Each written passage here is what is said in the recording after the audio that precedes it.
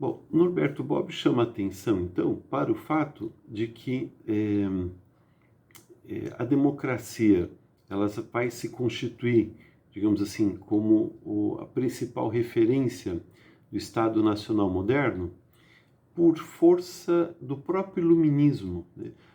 Ou seja, né, esse movimento de ideias, né, que está na base da modernidade, né, ele caminha numa perspectiva que inevitavelmente se constitui como a ótica democrática.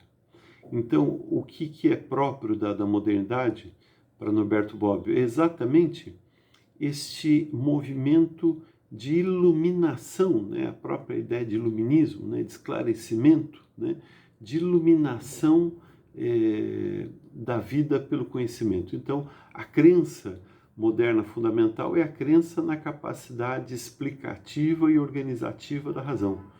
Então, nesse aspecto, a razão moderna é aquela que traz à luz, né, que afasta, né, os segredos. Né? Que segredos? Os segredos da natureza. Então você tem o avanço da ciência, né, decodificando a natureza e trazendo para a luz da ciência, né, do conhecimento, as leis naturais que regem o mundo, as leis que regem o mundo natural.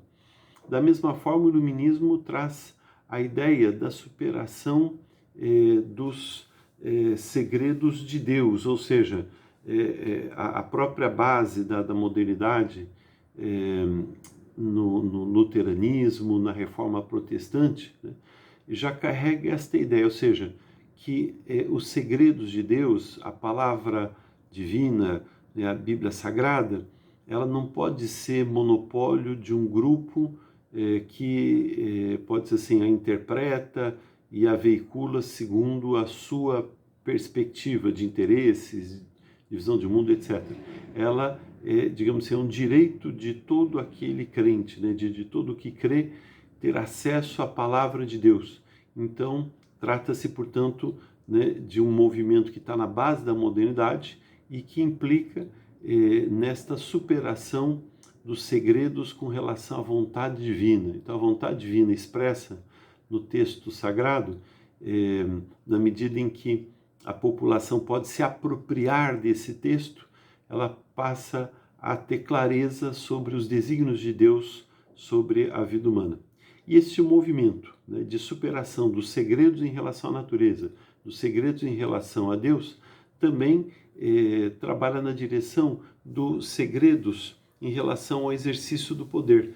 Então, para Norberto Bobbio, o que é próprio da política moderna, da política que vai se configurando a partir, pode ser assim, né, deste movimento do iluminismo, vai ser exatamente esta ótica segundo a qual o exercício do poder tem que ser desvelado, né? Tem que se tirar o véu que cobre os segredos, pode ser assim, que regem a vida política.